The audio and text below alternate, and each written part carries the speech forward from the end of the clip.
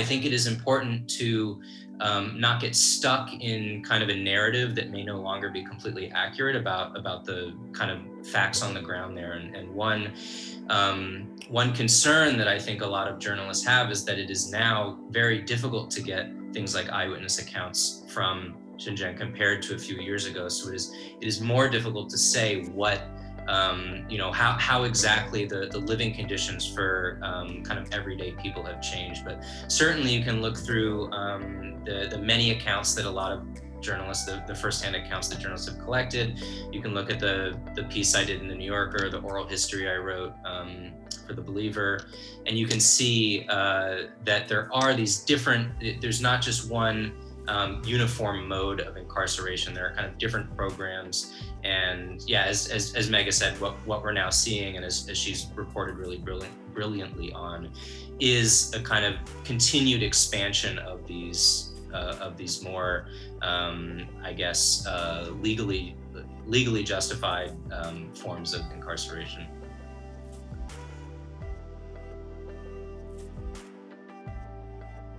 I think it's really important also to look at how multinationals from the US, from places like Japan, Israel, various countries in Western Europe, are also developing surveillance technologies that more or less do the same thing as surveillance technologies that are used in China, and are exporting those as well, exporting those sometimes to authoritarian governments, places where citizens have very little recourse or very few avenues to push back against abuse of their privacy rights.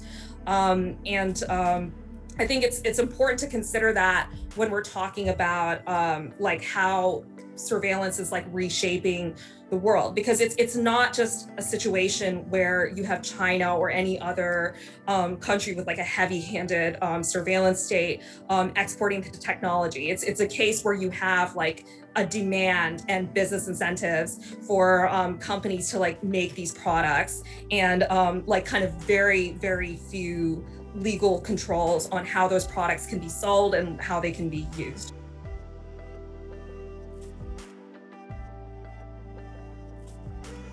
I think that we have demonstrated an enhanced interest through a variety of different activities, some of which are symbolic, such as the invitation to the Taiwan representative at the inauguration, the senators that went there, et cetera. I think that we ought to work closely on issues like trade, to be determined the precise way.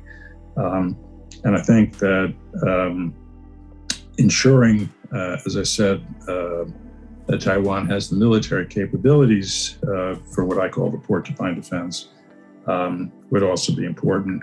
The reason not to be explicit is to avoid causing China to think that it has to take action now.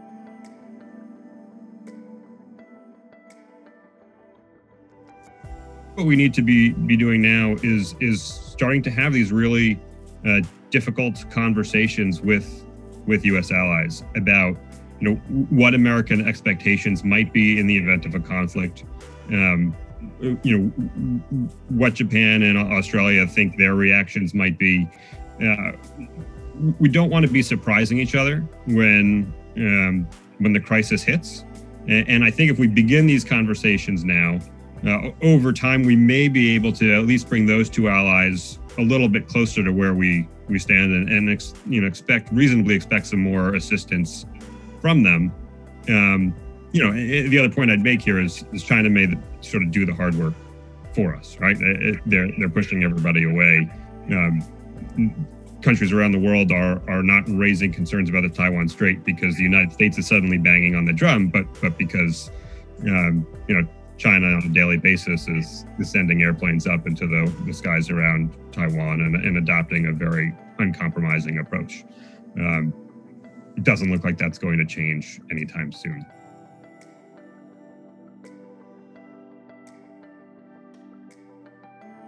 Deepening connections is very important. Patrick and I recommended that in our piece. And I think that part of what that involves is a multilateral effort to signal to Beijing that its effort to isolate and somehow create a veil of illegitimacy around Taiwan will not be accepted by the outside world, and that we will increase economic, cultural, political, other kinds of ties that stop well short of the kind of direct military promises or role that, for example, in the communiques the United States has placed limits on, that China would feel is a more immediate challenge to their one China policy, but lots of different ways of signaling that the world considers Taiwan to be a valued member of the democratic community, and that any hostile action, including, and I agree also with Mike, the current gray zone activities, will promote significant criticism. And in the event of large-scale conflict,